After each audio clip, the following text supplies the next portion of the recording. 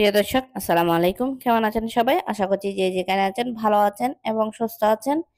সবাইকে স্বাগতম জানাচ্ছি আমার আরেকটি নতুন এপিসোড দেখার জন্য। আমি আজকে আপনাদের সাথে শেয়ার করছি কাঁচা কাঁঠালের তরকারি। তাহলে চলুন আর কথা না বাড়িয়ে মূল রেসিপিতে যাওয়া যাক।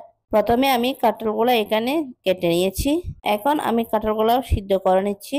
তার জন্য আমি এখানে কিছু পানি গরম করে নিয়েছি, তারপরে কাঁঠালগুলো দিয়ে দিয়েছি। এখন আমি সামান্য করে হলুদ দিয়ে দিচ্ছি। এখন ঢাকনা দিয়ে ঢেকে আমি কিছুক্ষণ সিদ্ধ করে নিচ্ছি।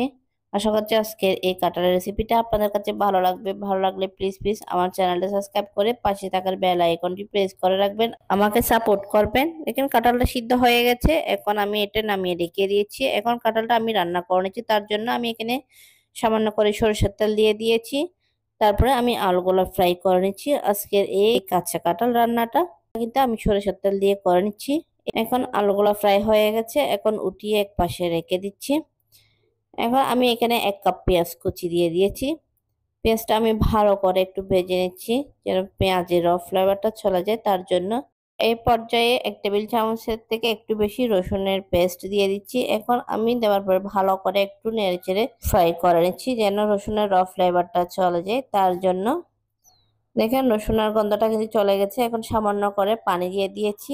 এখন আমি মশলাটা দিয়ে দিচ্ছি। তার জন্য আমি এখানে 1 টিস্পুন থেকে একটু বেশি লঙ্কার গুঁড়া দিয়ে দিয়েছি, 1/2 টিস্পুনের মতো হলুদের গুঁড়া, 1/2 টিস্পুনের মতো জিরার গুঁড়া দিয়ে দিয়েছি। এখন সবগুলো মশলা একটু ভালো করে কষিয়ে নিয়েছি।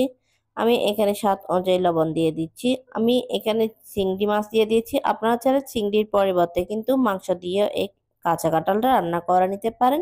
এখন মশলাটা আমি ভালো করে একটু ফ্রাই করে নিয়েছি। দেখেন ফ্রাই করা হয়ে গেছে। আমি আগে থেকে যে আলুটা ফ্রাই করে রেখেছিলাম সেটাও দিয়ে দিয়েছি। আমি কাঁচা কাঁঠালটাও দিয়ে দিয়েছি। দেওয়ার পরে আমি আবারও ভালো করে নেড়েচেড়ে এখন সবগুলা মশলা আমি কাঁঠালের সঙ্গে মিক্স করে নিচ্ছি। আপনারা এইভাবে একবার হলে বাসায় এই কাঁচা কাঁঠালের রেসিপিটা করে দেখবেন। আশা করছি আপনাদের কাছে ভালো লাগবে। এই কাঁচা কাঁঠালের রেসিপিটা খেতে কিন্তু অনেকটাই মাংসের মতো হয়ে থাকে। আশা করছি আপনারা একবার হলে বাসায় ট্রাই করবেন। আজকের এই রেসিপিটা আপনাদের কাছে যদি ভালো লেগে থাকে তাহলে লাইক, কমেন্ট এবং বেশি করে শেয়ার করবেন। এই তরকারিটা কিন্তু কষানো হয়ে গেছে। এখন আমি এখানে পানি দিয়ে দিয়েছি। আমি কিন্তু পানিটা একটু কমই দিয়েছি। তরকারিটা কিন্তু প্রায় রান্না হয়ে গেছে। এখন আমি একপাশে নামিয়ে রেখে দিচ্ছি। আমি এখন ভাগাটা দিয়ে দিচ্ছি। তার জন্য আমি এখানে আবারও সরিষার তেল নিয়ে নিয়েছি, সামান্য রসুন আর 2টা শুকনো লঙ্কা নিয়ে নিয়েছি। এখন ভালো করে ফ্রাই করে আমি ভাগাটা দিয়ে দিচ্ছি। আশা করছি আজকের এই কাঁচা কাঁঠালের রেসিপিটা যদি আপনাদের কাছে ভালো লেগে থাকে তাহলে প্লিজ আমার চ্যানেলটা সাবস্ক্রাইব করে পাশে থাকার বেল আইকনটি প্রেস করে রাখবেন, আমাকে সাপোর্ট করবেন। এই কাঁচা কাঁঠালের তরকারিটা কিন্তু একদমই হয়ে গেছে। এখন আমি নামিয়ে পরিবেশন করে দেখাচ্ছি। এই কাঁচা কাঁঠালের তরকারিটা আমরা কিন্তু অনেক ধরনের রান্না করে থাকি, কেউ মাংস দিয়ে, কেউ বা চিংড়ি মাছ দিয়ে।